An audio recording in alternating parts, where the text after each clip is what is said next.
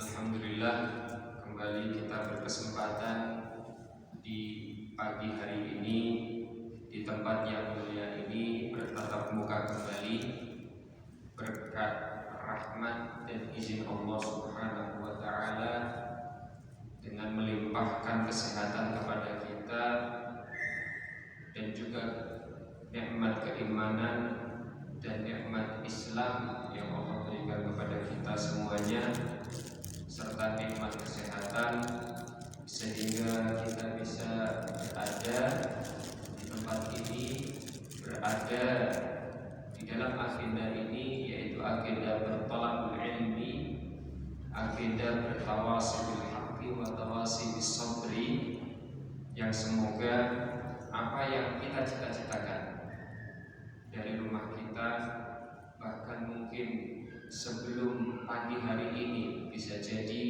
sudah ada yang mencita-citakan untuk berthalabul ilmi di pagi hari ini. Semoga itu semua diberikan limpahan barokah dan utamanya bisa menjadi salah satu amal saleh yang menjadi pemberat timbangan amal yang kita di hari kiamat kelak. Ma'asyiral muslimin, a'azakumullah jami'an. Berbicara tentang agama Islam, berbicara tentang negara kita, berbicara tentang bagaimana sebetulnya Islam di negara kita, maka sebetulnya tidak ada yang asing. Sebetulnya tidak ada istilah yang mengharuskan kita menyesuaikan Islam kita dengan negara ini. Karena pada dasarnya Islam itu diturunkan dari Allah Subhanahu wa Ta'ala, dan Allah lah yang menciptakan langit dan isinya, yang tentu di dalamnya adalah negara kita. Maka seandainya kita dipaksakan untuk menerbitkan sebuah redaksi yang konotasinya adalah mengondisikan Islam dengan negara Indonesia ini, maka menurut pemahaman yang ada bahwa itu merupakan hal yang terlalu dipaksakan. Kenapa? Karena al-Islam itu sendiri sudah dari sejak diturunkannya, diwahyukannya sampai dengan saat ini digariskan untuk seluruh umat manusia. Makanya pada pagi hari ini kita mencoba belajar bersama tentang apa sebetulnya sih istilah yang seringkali kita dengar dengan bahasa atau kata-kata atau istilah moderasi. Mungkin di antara kita sudah banyak tahu, ya, karena kata-kata moderasi ini muncul beberapa tahun belakangannya. Sebelumnya itu mungkin kalau dari antum semuanya pernah mendengar, dan ana yakin pernah dan seringkali mendengar kata-kata moderat. Ya, moderat itu berarti di tengah-tengah, ya, di tengah-tengah. Ya, maka moderasi ini adalah ya kurang lebih atau bahkan sama maksudnya dengan moderat. Islam itu agama yang moderat karena langsung tazkiyahnya itu diturunkan oleh Allah Subhanahu wa Ta'ala melalui lisan Rasulnya, bahwasanya agama Islam ini diturunkan rahmatan lil alamin, dan agama Islam ini adalah agama yang mudah. Dan agama Islam ini tentunya agama yang moderat. Maka ketika konsep moderasi itu dimunculkan, maka kita tidak boleh memahami bahwasanya moderat itu tidak Islam, atau Islam itu belum moderat, atau Islam itu butuh untuk moderasikan, tidak. Karena Islam sudah menjadi agama yang moderat. Allah Subhanahu wa taala berfirman, "Wa kadzalika ja'alnakum ummatan wasata litakunu syuhada'a 'alan nas wa yakuna ar-rasulu 'alaikum syahida." Al-Baqarah ayat 143. Dan seperti itulah telah kami jadikan kalian ummatan wasata, umat yang berada di tengah-tengah, umat yang moderat. Litakunu syuhada'a 'alan nas. Tujuannya agar kalian nantinya menjadi saksi terhadap semua manusia, wa yakunar rasulu 'alaikum syahidan, dan Rasul nantinya juga akan menjadi saksi untuk kalian semuanya. Al-Imam Ibnu Jarir At-Tabari menafsiri ayat ini dengan perkataan beliau, "Fama'na dzalika wa kadzalika ja'alnakum ummatan wasatan 'udulan syuhada'a." Dan seperti itulah telah kami jadikan kalian sebagai umat yang wasat.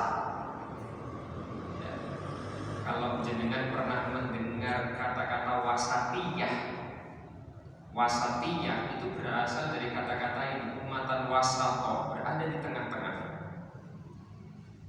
Artinya apa? Umat ini, umatnya Rasulullah Muhammad SAW itu memang dari sananya dijadikan melalui risalah yang Allah berikan melalui Rasulnya itu untuk menjadi umat yang moderat, umatan wasato, adulan atau udulan, adil di tengah-tengah, syuhada yang nantinya menjadi saksi, menjadi syahid atau saksi li anbiya'i wa rusuli, untuk nabi-nabiku dan rasul-rasulku, ala umamiha bil balagh. Kalian semua ini umatnya Rasulullah Muhammad SAW akan menjadi saksi atas nabi-nabi, atas rasul-rasul yang Allah utus, yang Allah sertakan dengan diutusnya mereka wahyu-wahyu Allah,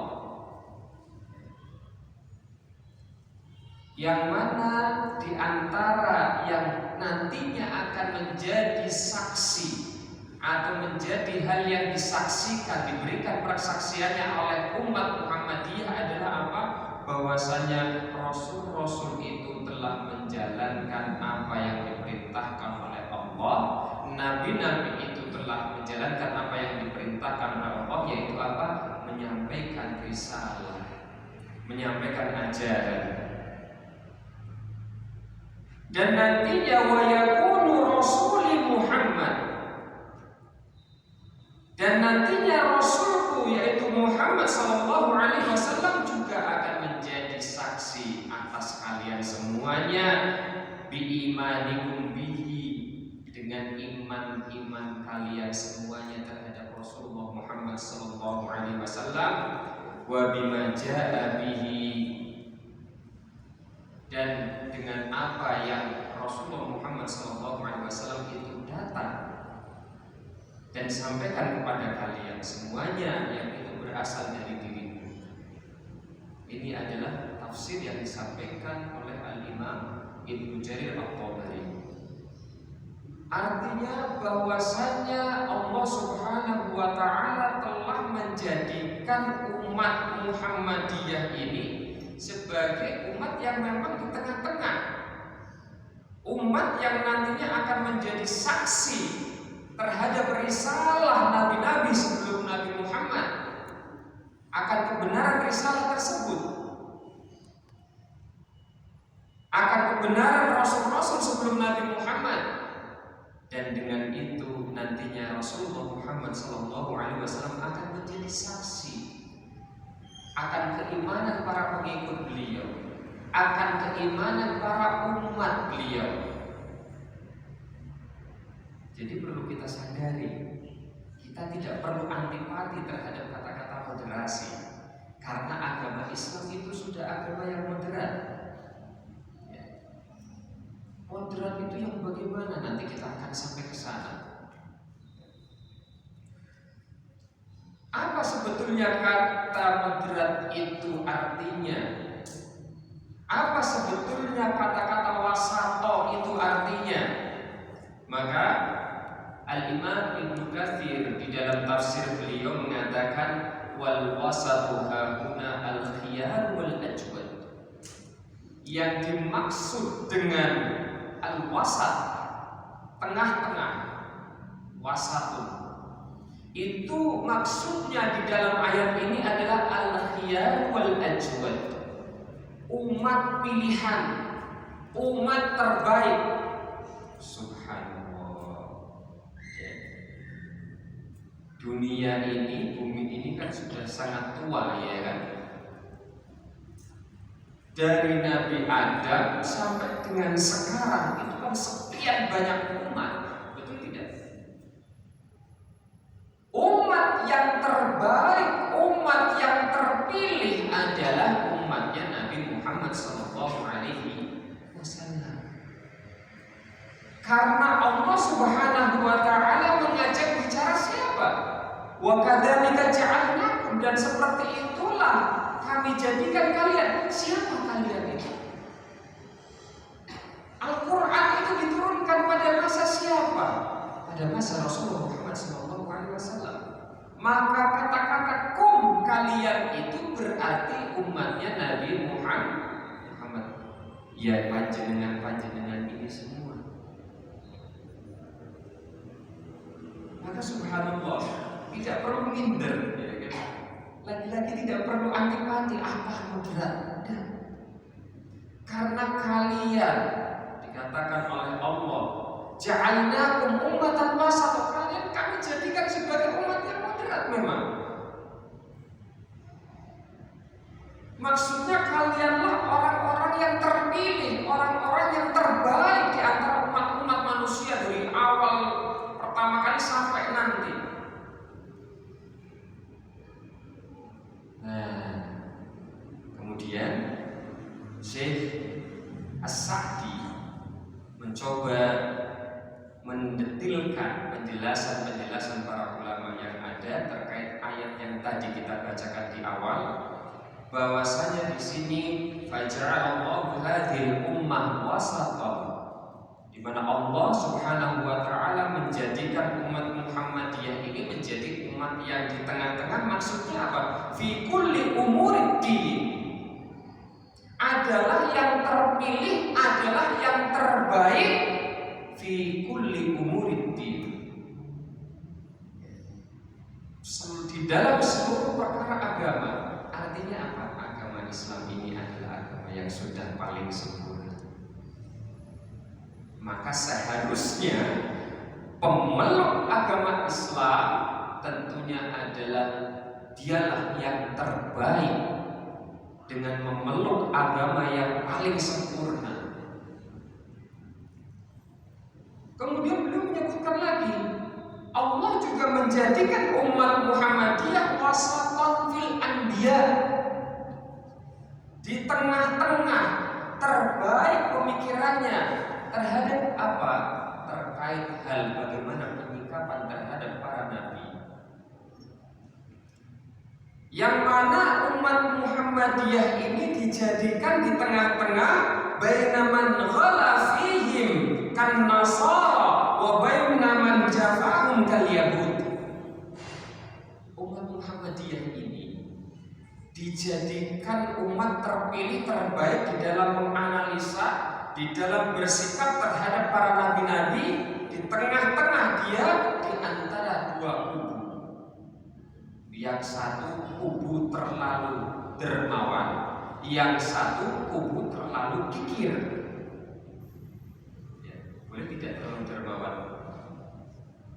terlalu dermawan itu juga tidak boleh, ya.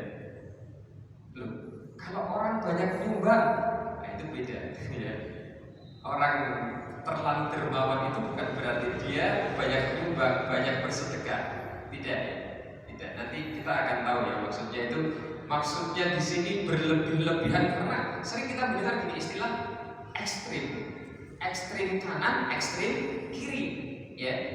Nah, ekstrim kanan itu artinya adalah bagian yang dia itu ketika melaksanakannya itu pengennya sempurna banget.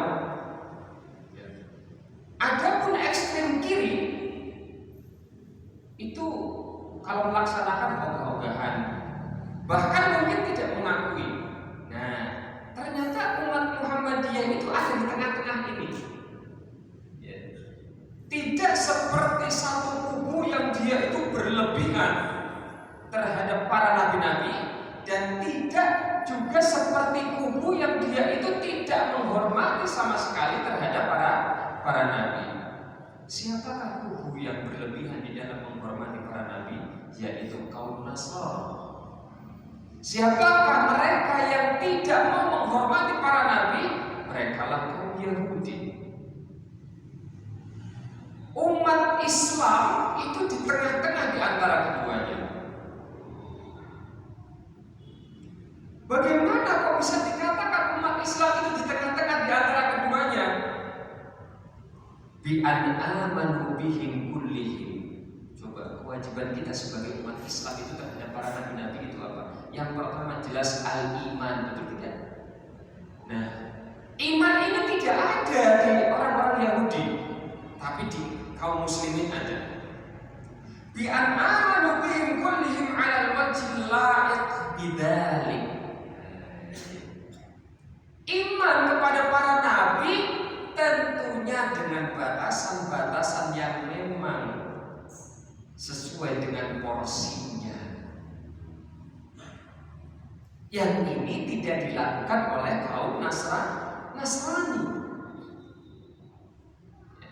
Kaum Nasara itu mereka beriman, tetapi tidak sewajarnya. Orang Yahudi tidak beriman. Umat Islam beriman tetapi sewajarnya. Maksudnya sewajarnya bagaimana? Masih pertama mengakui dia adalah nabi atau rasul, dan dia adalah manusia. Dia adalah manusia, bukan malaikat, apalagi Tuhan, apalagi disembah, tidak. Itulah umat Islam. Kemudian Asy-Syaikh As-Sa'di melanjutkan di dalam tafsir beliau. Tadi yang pertama wasaton fi kulli umuriddin. Ya, umat Islam itu ternyata umat yang dia itu wasat di tengah-tengah di keseluruhan perkara agama, kemudian wasaton di tengah-tengah di dalam menghargai, mengakui, beriman kepada nabi-nabi Allah dan rasul-rasul Allah. Yang ketiga adalah wasaton fis syariah. Umat yang moderat di tengah-tengah dalam hal apa? Syariat. Dalam hal syariat tidak terlalu kencang, ya, sehingga apa? Sehingga ya ini yang dilakukan orang-orang Yahudi, terlalu kencang di dalam syariat sehingga apa? Sehingga saking kencangnya mereka itu sebagaimana disebutkan oleh para ulama mengharamkan atau melarang Tuhan mereka, siapa? Allah. Tidak berharap Allah itu mengutus Rasul kecuali Rasul tersebut ajarannya sama dengan Rasul sebelumnya.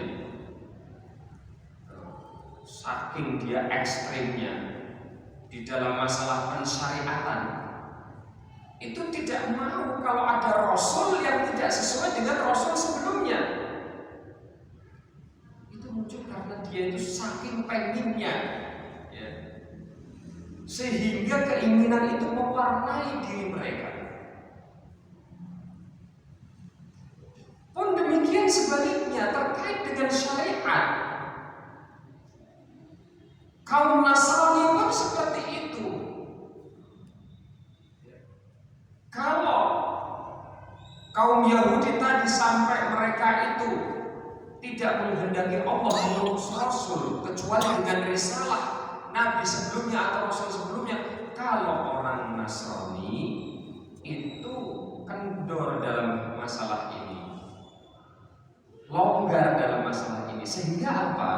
Sehingga ya, kita lihat banyak sekali syariat-syariat yang kemudian diubah. Ya, banyak syariat yang diubah. Kenapa? Karena mereka memberikan keleluasaan untuk rahib-rahib mereka untuk bisa menyesuaikan syariat dengan perkembangan zaman. Ya, nanti bisa dipelajari itu nanti. Ternyata ada 3 hal yang menurut Al-Imam As-Sa'di moderasinya umat Islam itu ada di dalam 3 hal. Yang pertama di dalam perkara agama, yang kedua di dalam bagaimana menyikapi nabi-nabi Allah, yang ketiga di dalam bagaimana bersikap terhadap syariat yang ada. Makanya Allah Subhanahu wa ta'ala tidak menginginkan umat Islam itu sebagaimana umat-umat pendahulunya.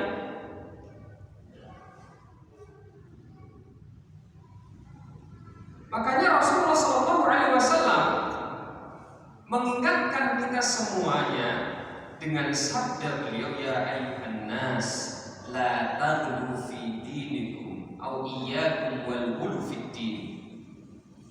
Wahai manusia semuanya, iyyakum wal ghulu fid din, hati-hati kalian semua terhadap sikap hulu, sikap berlebih-lebihan, baik tadi ekstrim kanan atau ekstrim kiri, ya, melewati batas, ya, melewati batas-batas yang terlalu plus, ya, terlalu positif, dan batas yang terlalu minus.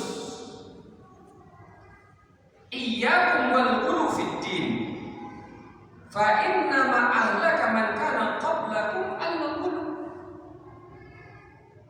Karena bahwasannya kaum sebelum kalian itu binasa karena apa? Al-ghulu, terlalu berlebih-lebihan, gak moderat, gak punya konsep moderasi. Siapa mereka? 2 kubu tadi. Kemudian Rasulullah SAW juga mengingatkan kita dengan sabda beliau, Iqra'ul Qur'an, bacalah Al-Qur'an, wala ta'kulu bihi, dan janganlah kamu mencari makan dengan Al-Qur'an, wala tastakfiru bihi, dan janganlah kalian mengumpulkan harta, memperbanyak harta dengan Al-Qur'an, wala tajfu anhu, jangan kalian tidak mengakui Al-Qur'an, tidak beramal dengan Al-Qur'an, wala taghlu fihi, juga janganlah kalian berbuat hulu, berlebih-lebihan di dalam menyikapi Al-Qur'an.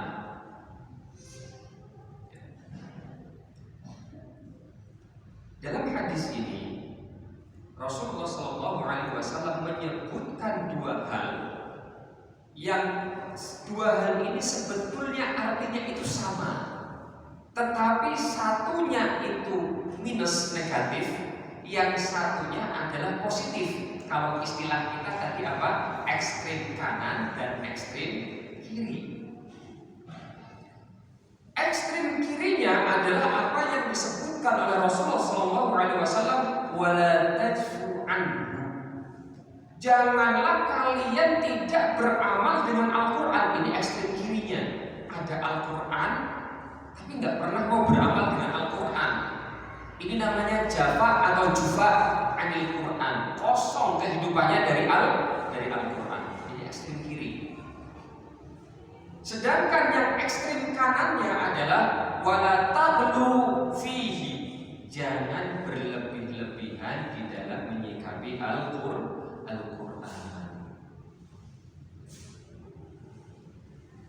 Ini ekstrem kanan. Artinya apa? Kalau mau menyikapi Al-Quran, ya yang jelas harus beramal dengan Al-Quran. Selain amal apa? Ya kita merujuk kepada apa yang disampaikan para ulama. Bagaimana kita menghormati Al-Quran. Secara garis besar para ulama itu bagaimana kita menghormati Al-Quran. Yang utama adalah kita mengamalkan isinya.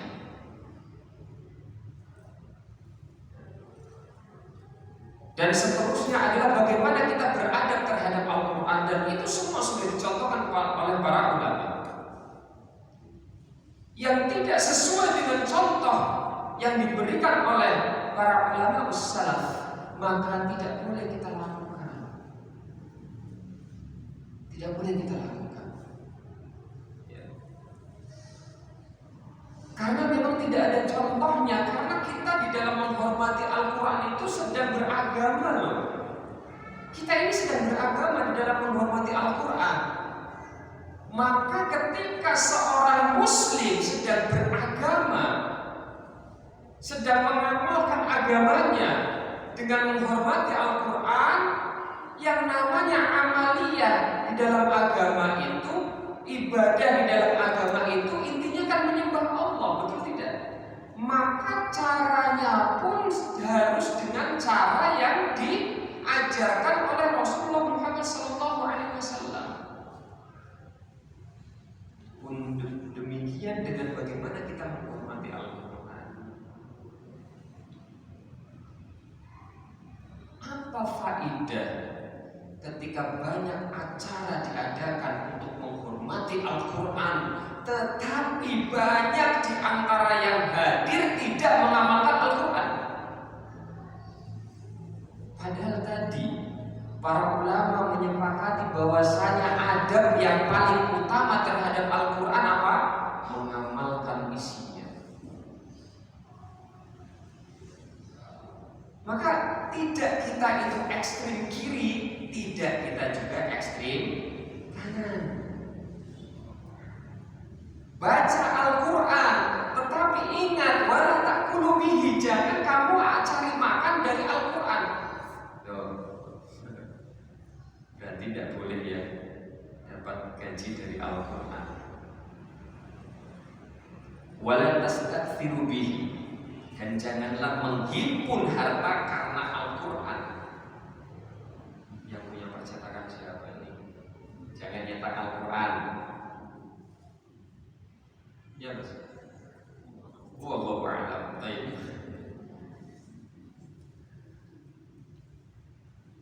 Syekh Ibnu Baz mengatakan seperti ini. Waqad ajma'al ulama ala annahu la yajuzu lil muslim an ya'khudhal ujrata ala tilawatil Qur'an.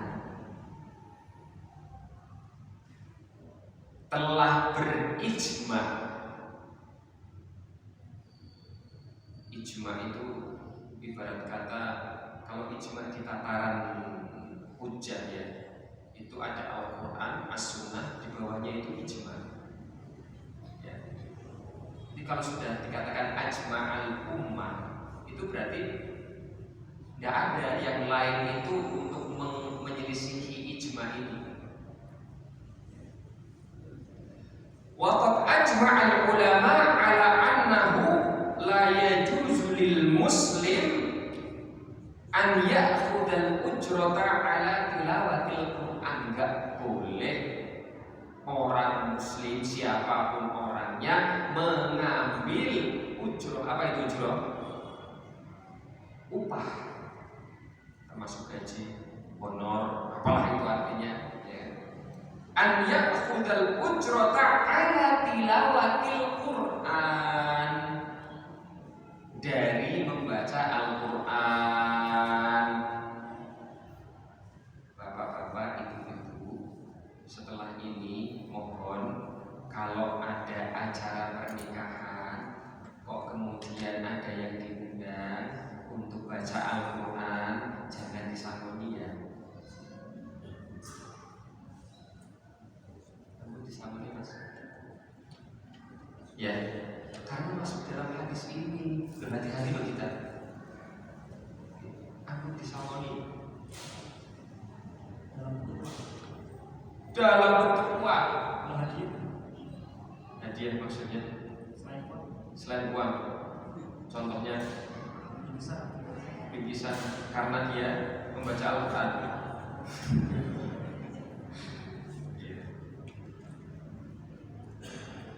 Hadiah ya tidak apa-apa kalau hadiah maksudnya. Ya, hadiah itu bukan upah ya. Hadiah itu bukan upah. Ya. Artinya begini, kalau kita ini sudah terbiasa memberikan sanu tadi, kadang kita ngerti loh. Ya dari omongan-omongan, biasanya kalau korek Quran berapa sih? Ya kan? Iya. Kira-kira kalau korek Quran dikasih segini cukup enggak ya? Nah itu sudah upah itu. Ya, iya enggak? Ya. Artinya yang ada di otak kita adalah kita membayar dia karena tilawahnya, betul tidak? Betul tidak? Betul kan? Nah, ya, wah ini terancam ini. Yang ngajar-ngajar di pondok ini bahaya. Ngajar di pondok itu kan ngajarkan Al-Quran, ya kan? Baik, dilanjut ya. Innama, kata Syekh bin Bas, innama ya'khudhu ala ta'limi ay ala ta'limin nas Al-Quran. Tetapi yang dimaksud atau sesuatu yang diperbolehkan adalah mendapatkan upah ketika mengajarkan orang lain Al-Quran. Berarti beda ya? Gurunya itu beda ya? Beda. Mengajarkan Al-Quran itu banyak ya, termasuk loh guru-guru ilmu umum itu juga sedang mengajarkan Al-Quran. Karena materi yang disampaikan itu intisarinya ada di dalam Al-Quran. Kalau kemudian difahami bahwasanya mengajarkan Al-Quran juga masuk dalam kategori wala ta'kulu bihi, ini bahaya. Berapa tenaga pengajar ini di Indonesia ini? Ya, enggak boleh banyak ngajar. Ya, terus mau makan dari mana? Ya kan susah.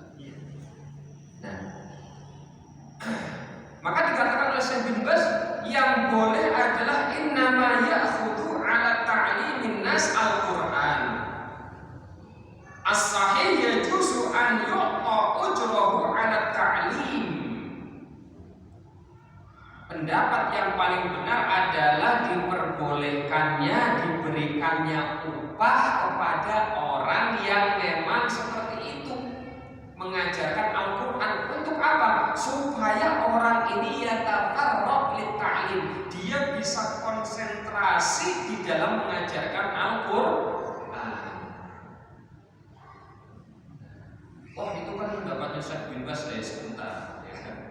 Ada hadis Rasulullah Muhammad SAW yang diriwayatkan oleh Al-Imam Al-Bukhari, di mana beliau mengatakan, beliau bersabda, inna ahaqqa ma akhadtum alaihi ajran kitabullah. Hal yang paling berhak untuk kalian bisa mengambil upah adalah kitabullah Al-Quran. Loh, berarti boleh yang tilawah dong Ustaz? Tidak boleh, tadi kan hadis yang tadi kan wala ta'kulu bihi. Nah, ini kan seakan-akan dua hadis ini kan bertentangan, ya tidak? Yang satu melarang cari makan dengan Al-Quran, yang satu mengatakan justru yang paling berhak untuk kamu itu bisa mendapatkan ma'isyah itu adalah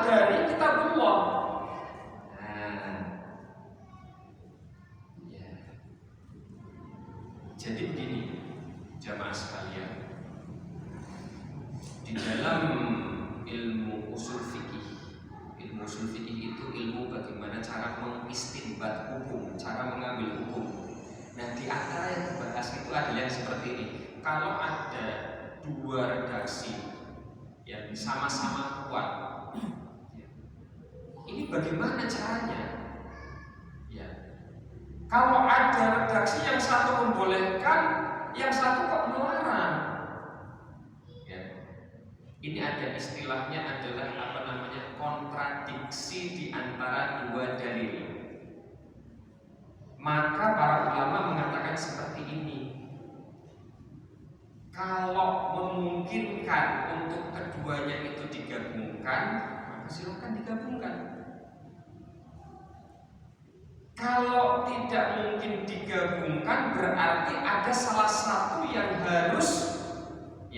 harus dikatakan dia itu mansukh, terhapus. Dan untuk mengatakan dia itu mansukh butuh riwayat, untuk belajar. Artinya tidak kita mengatakan, oh yang ini yang mansukh, enggak, yang ini yang mansukh, enggak. Ya, juga harus berdasarkan riwayat dari para ulama terdahulu.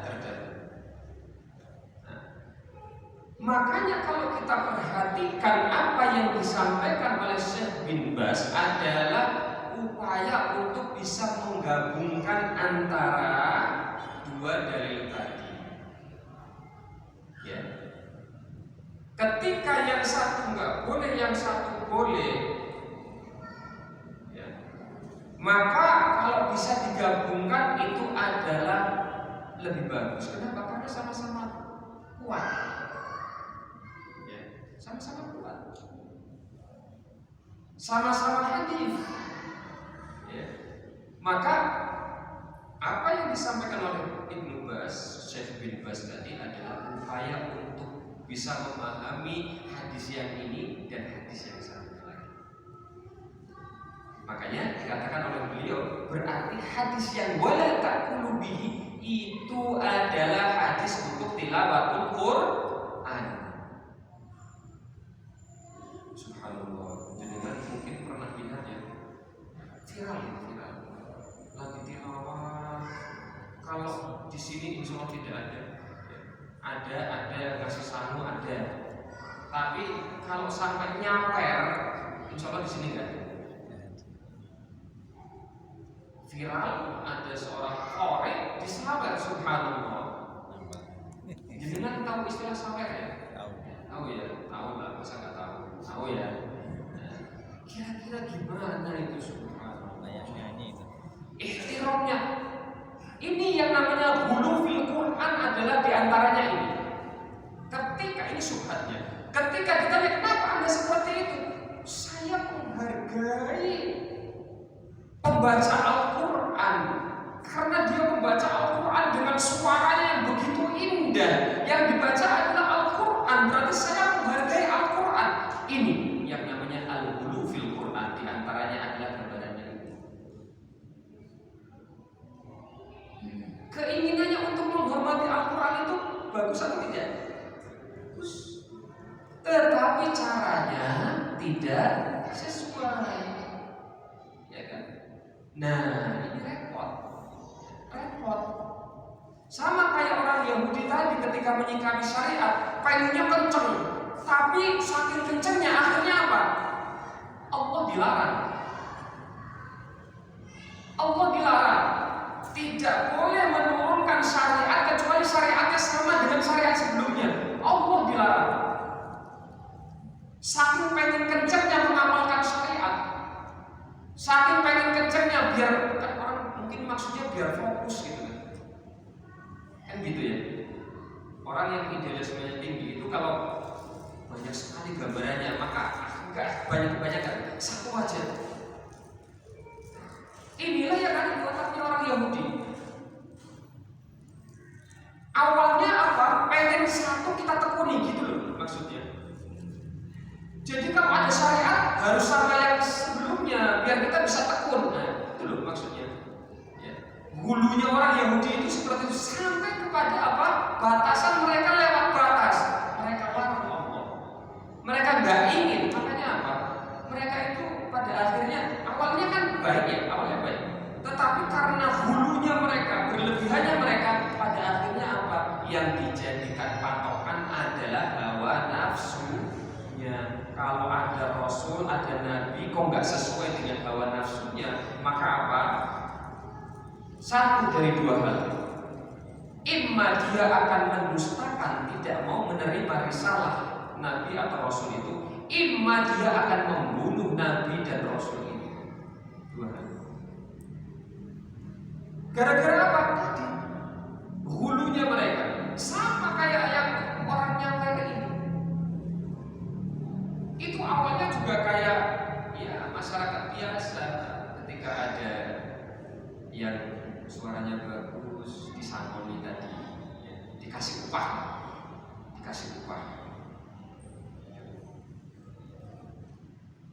Setelah itu, masa cuma masuk upah, masa cuma segitu, akhirnya akan naik levelnya. Ya. Ini kan Al-Quran, mana suaranya bagus lagi. Nah, dari situ sudah masuk itu hawa nafsunya, ya tidak? Masuk itu hawa nafsunya kepada syariat. Nah ini yang dimaksud adalah yang seperti ini. Makanya subhanallah, ya subhanallah. Ahlus sunnati wal jamaah itu apa sih kekurangannya? Para sahabat Nabi Muhammad SAW itu kan mereka lah ahlus sunnah wal jamaah, dan pengikut mereka itulah ahlus sunnah wal jamaah. Ya berarti paling enak itu di dalam kita beragama itu adalah mengikuti mereka, itu paling gampang, ya tidak? Ya kan? Karena sudah pasti semakin jauh masa itu dari kenabian, mesti semakin tersesat, semakin jauh dari kebenaran. Itu sudah pasti dan itu sudah disabdakan oleh Rasulullah Muhammad SAW. Makanya terbit khairul quruni qarni, paling baiknya masa adalah masaku. Tsummal ladzina yalunahum, tsummal ladzina yalunahum, kemudian masa setelahku dan setelahnya lagi. Karena semakin kesana semakin jauh dari kebenaran. Nah, intinya adalah kita tidak diperbolehkan hulu, baik hulu berlebihan ke kanan atau berlebihan ke kiri, sama-sama nyerong. Ini harus lurus, ya, harus lurus. Makanya dikatakan di antara arti kata wasat itu adalah khiyaruhum, pilihan terbaik, paling baik ya karena lurus. Maka dari sini kita bisa paham, ternyata Islam itu, selain Islam itu adalah agama yang memang memiliki konsep moderasi, juga Islam itu adalah agama yang mengajak semua orang untuk memiliki sikap moderat. Gak boleh hulu ke kanan atau hulu ke kiri, gak boleh. Ini gak moderat. Moderat itu tengah-tengah dalam segala hal. Kenapa? Karena Rasulullah SAW mengatakan iyyakum wal hulu, hati-hati kalian terhadap hulu umum, entah itu hulu di dalam masalah keyakinan, entah itu hulu di dalam masalah perbuatan. Ya, karena ibadah itu ada ibadah amaliyah yang terlihat, yang bisa dilakukan oleh ya anggota badan yang terlihat. Ada amaliyah qalbi, di antaranya adalah yang itu keyakinan. Maka tidak boleh ada hulu, entah itu di keyakinan atau amaliyah jasmaniyah. Karena seorang muslim itu tidak boleh seperti itu. Tadi kan sudah iya wal hulu, la taghlu fi dinikum, iyyakum wal hulu fi din. Semuanya ini dilarang di seluruh aspek kehidupan, tidak boleh berlebihan. Sampai pun kalau kemudian ditelurkan kepada permasalahan dunia, ya memang juga seperti itu. Ya. Hal yang mubah misalnya apa? Makan itu mubah ya. Wah, kita pengen kuat, makannya banyak. saking banyaknya ngelewatin batas orang wajar. Boleh tidak? Tidak boleh. Dimarahin sama dokter. Iya, tidak boleh. Mubah orangnya kuat betul kuat, tapi tidak boleh. Tidak boleh berlebihan.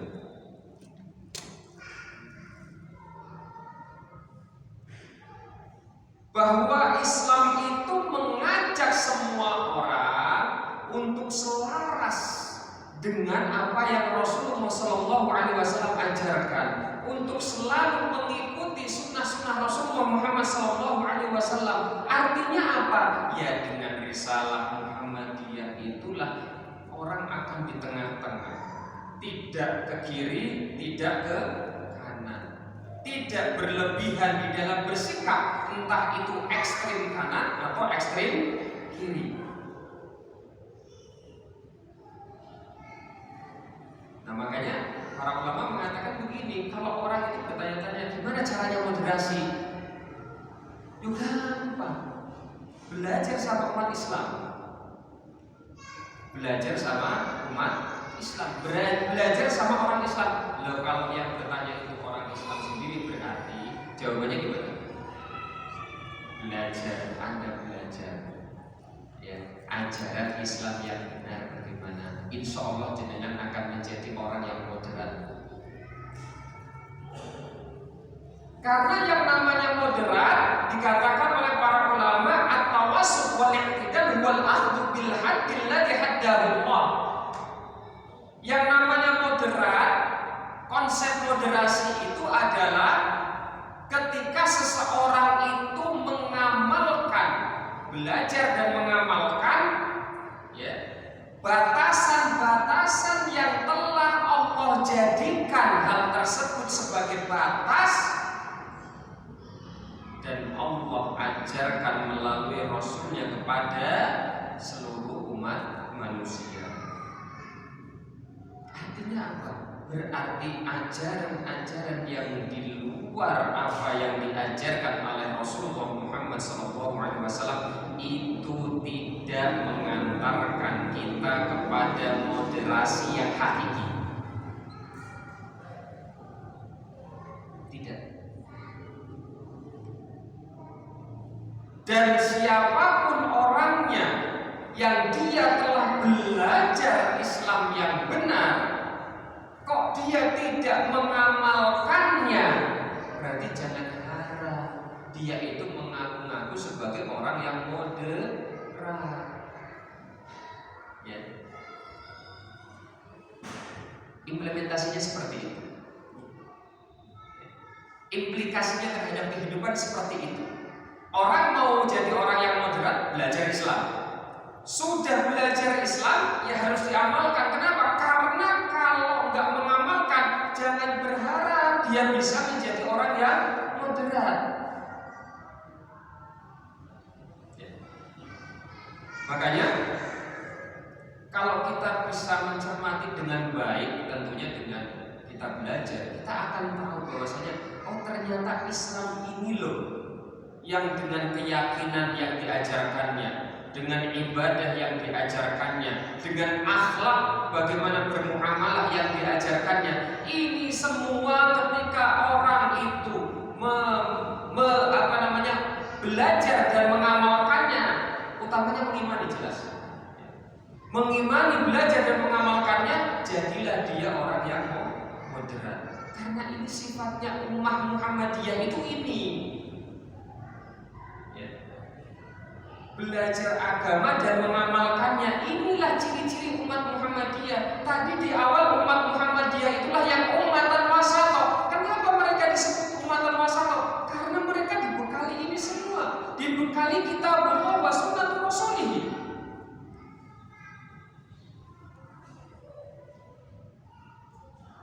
Seperti itu pada asalnya.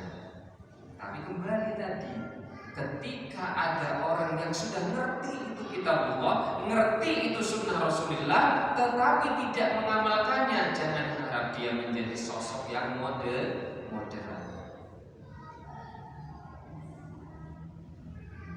Kemudian para ulama juga memesankan kepada kita semua untuk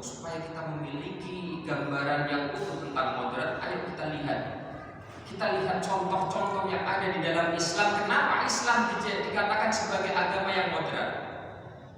Yang pertama kali jelas di dalam permasalahan tauhid. Di dalam permasalahan tauhid, Islam itu di tengah-tengah di antara Yahudi dan Nasrani. Islam itu ketika ini seharusnya idealnya begini, ketika ada seorang muslim mengaku dirinya seorang muslim, tentunya seorang yang mukmin, maka dengan keislaman dan keimanannya dia akan mengatakan laisa kamitslihi syai'un wa huwa as-sami'ul basir. Allah tidak sama dengan apapun, tetapi Allah Maha mendengar dan Maha melihat. Konsep ini ketika diadu dengan konsep yang dibawa oleh dua kubu tadi, maka tidak akan ketemu. Kenapa? Karena yang satu terlalu berlebihan ya di dalam mensifati Allah, ya. Yang satu terlalu berlebihan di dalam meniadakan sifat Allah. Orang Yahudi itu kan mengatakan yadullahi maghlulah, ya kan? Yadullah maghlulah, tangan Allah itu terbelenggu. Kalau orang Nasrani, mereka saking-sakingnya mensifati Allah, sampai kepada mereka itu melewati batas sehingga menyerupakan Allah dengan makhluknya. Betul tidak? Betul tidak? Betul ya? Betul. Ya. Sifat di antara sifat manusia itu apa? Lemah. Yun sewu. Yang disembah oleh kaum Nasrani sekarang ini itu adalah yang terpampangkan di hadapan mereka. Bisa kita lihat apa yang tertampilkan di situ, apa yang tergambarkan di situ. Sosok lemah, ya tidak. Berarti sama dong dia dengan hamba, ya tidak. Lam yalid wa lam yulad, itu konsepnya Islam. Tetapi di dalam ajaran salah satu kubu tadi itu tidak seperti itu. Ya. Nah, ini dalam masalah tauhid. Kembali kepada apa yang tadi disampaikan oleh orang-orang Yahudi bahwasanya Allah maghlulah. Wa qalatil yahudu yadullahi maghlulah. Para mufassirin menafsirkan ayat ini, diantaranya Ibnu Abbas, beliau mengatakan innallaha tabbasata 'alal yahud hatta kanu min aktsarin nasi malan wa ahsabuhum nahiyatan.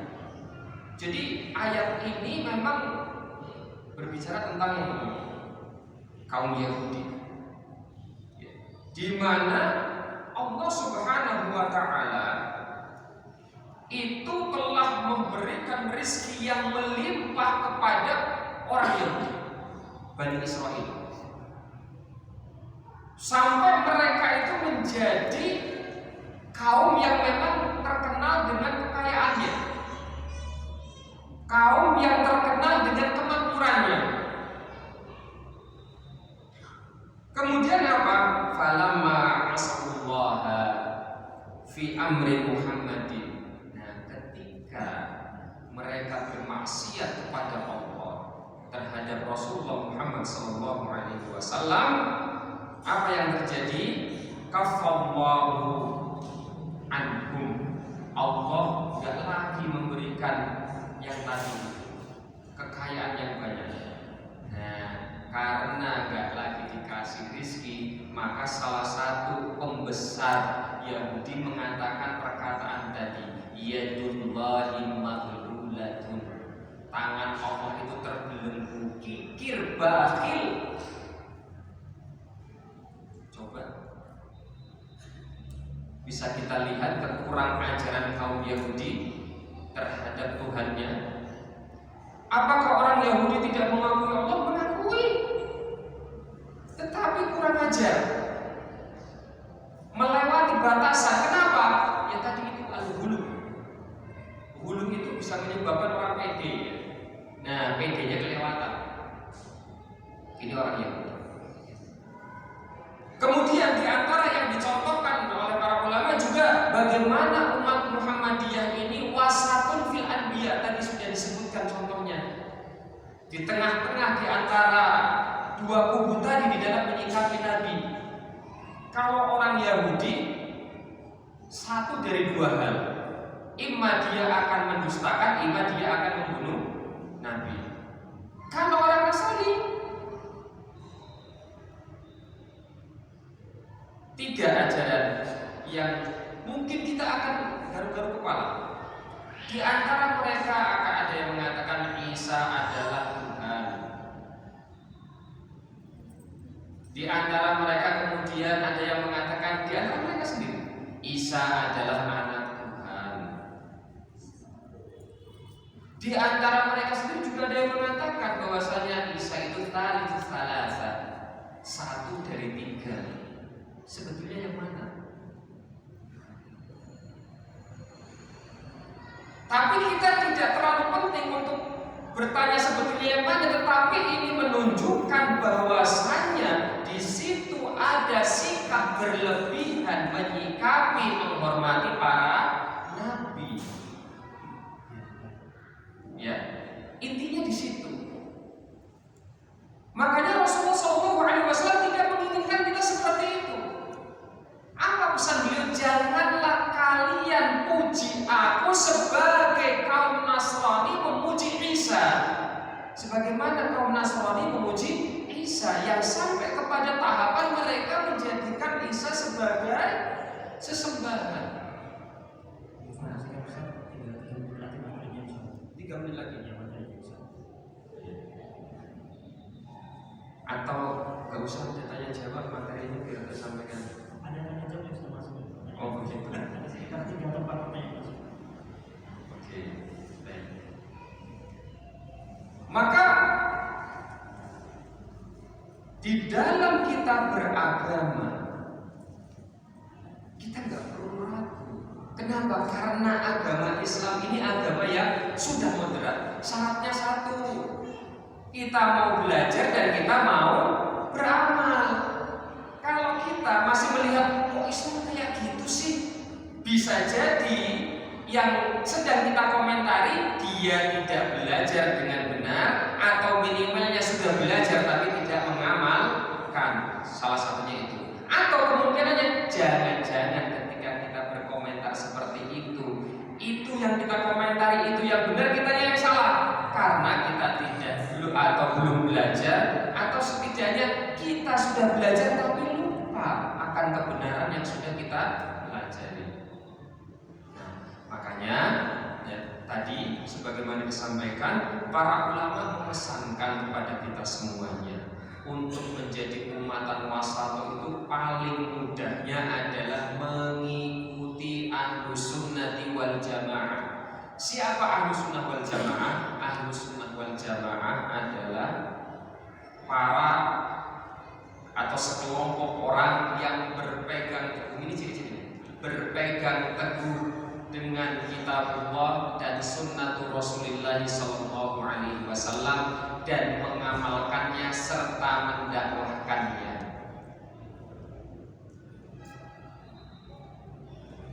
Belajar, beramal dan berdakwah.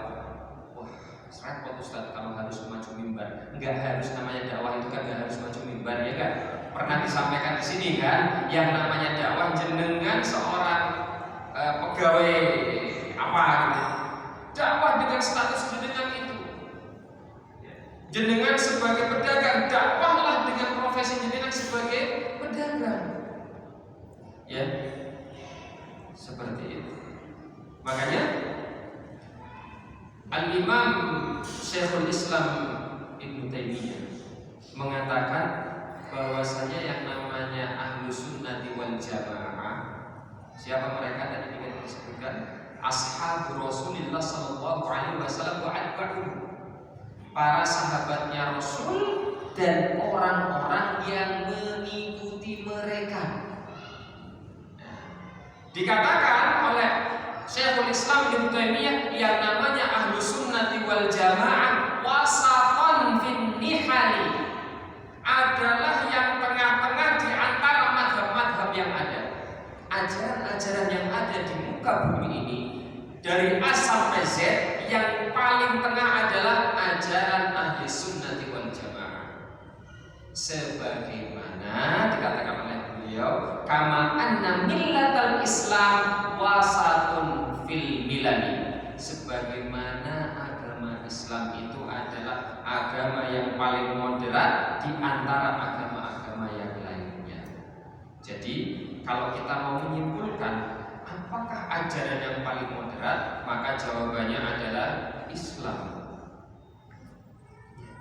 Apakah pemahaman yang paling moderat? Maka yang paling benar adalah pemahaman yang paling moderat adalah pemahaman Ahli Sunnati wal Jamaah. Siapakah mereka? Para sahabat Rasulullah Muhammad SAW yang mereka belajar, kemudian mengamalkan serta mendakwakan apa yang ada di dalam Kitabullah wa Sunnati Rasulullah SAW. Termasuk juga Ahli Sunnati wal Jamaah adalah orang-orang yang mengikuti beliau para sahabat Rasulullah Muhammad SAW. Wallahu ta'ala a'lam bishawab. Subhanakallahumma wa bihamdika asyhadu an la ilaha illa anta astaghfiruka wa atubu ilaik. Assalamualaikum warahmatullahi wabarakatuh. Waalaikumsalam warahmatullahi wabarakatuh. Terima kasih kepada pemateri kita yang beliau Ustaz Muhammad Syarifudin yang telah menyampaikan materi yang luar biasa yang bisa kita ambil beberapa hikmahnya. Jadi sampaikan adalah berkaitan tentang konsep moderasi di dalam Islam sendiri. Dan ada beberapa pertanyaan Ustaz, ada sekitar 1, 2, 3 dan 4 yang sudah masuk. Semoga waktunya cukup untuk kita bahas bersama. Nah, ini materi yang disampaikan menarik sehingga membuka pertanyaan yang harus kita jawab bersama. Ya, yang pertama adalah Assalamualaikum warahmatullahi wabarakatuh Ustaz. Bismillah Ustaz, mohon masukan dan mohon nasihatnya. Tadi barusan saja Ustaz bilang bahwa kita juga perlu untuk berdakwah. Nah, bagaimana caranya kita mendakwahkan Islam ini yang baik, yang tidak dulu atau tidak berlebihan, bahkan tidak kanan atau tidak kiri, namun dipahami masyarakat secara baik, karena mobil dari kita sendiri yang terlihat secara kita berjenggot dan bercelana jenggot. Silakan Ustaz. Bismillahirrahmanirrahim. Wassalatu wassalamu ala Rasulillah. Saya malah mau balik bertanya, ada apa sebetulnya dengan jenggot dan celana jingkrang? Memang ada yang salah dengan jenggot dan celana jingkrang? Ya kan? Ya. Berarti ini kita beranjaknya dari masalah jenggot dan celana jingkrang. Yang pertama, kita memiliki tugas untuk memahamkan orang terkait jenggot dan celana jingkrang. Minimalnya orang itu paham bahwasanya jenggot dan celana jingkrang itu adalah di antara sunnah Rasulullah. Minimalnya itu. Tidak sampai kepada hukumnya. Jangan ke sana dulu. Minimalnya orang itu paham itu sunnah. Kenapa seperti itu? Karena kalau orang sudah paham itu sunnah, maka kita akan masuk. Kalau itu sunnah, jenengan tidak boleh kemudian memicingkan sebelah mata terhadap sunnah. Kenapa? Karena ini berbahaya. Karena bisa menggugurkan keimanan jenengan. Siapa yang matur seperti itu? Rasul yang mengingatkan kita jangan sampai kita itu mencela ajaran Allah dan Rasulnya. Kenapa? Bisa menjatuhkan kita, mengeluarkan kita dari keimanan kita. Jenengan mukmin itu kalau kita berangkatnya dari cingkrang dan jenggot ya. Tetapi secara umum apa yang disampaikan oleh Rasulullah Muhammad SAW yang kemudian juga dipesankan oleh para ulama salafus soleh, Dan inilah juga yang menjadi syiarul Islam di dalam berdakwah. Dua hal, jangan lupa dua hal, bil hikmati wal mau'izatil hasanah, dengan cara yang hikmah, ya, dan dengan mau'izah yang hasanah. Hikmah itu tahu tempat, tahu diri dan kondisi, ya, dan sesuai dengan apa yang diajarkan. Dan ingat, wal mau'izatil hasanah, dan kalau kita kasih nasihat ya dengan cara yang baik, yang hasan.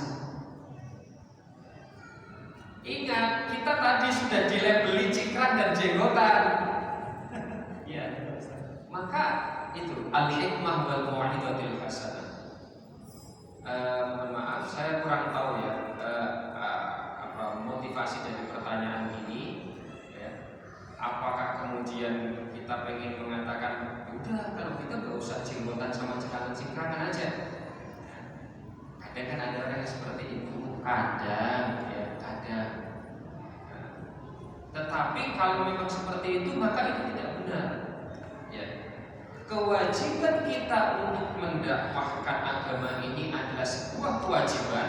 Mengamalkan agama ini adalah kewajiban yang lainnya, ya.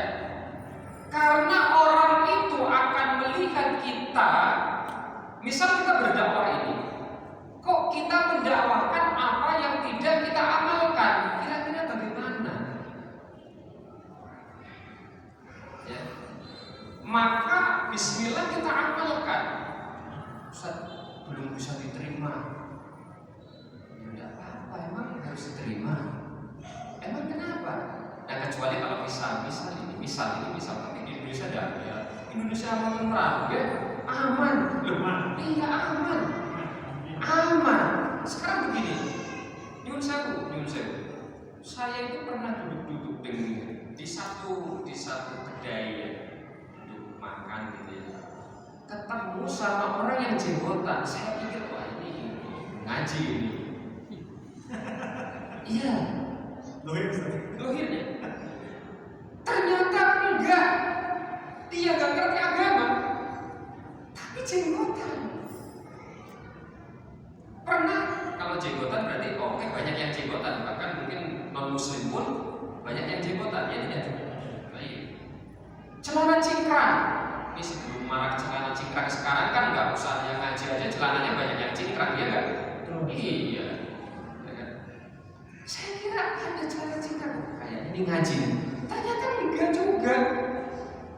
Enggak ngerti juga tentang ngaji sunnah itu, enggak juga. Subhanallah. Berarti sebetulnya yang jenggotan sama yang celana cingkrang itu enggak hanya sekelompok orang yang kata orang, wah ini kelompoknya cingkrang dan jenggotan.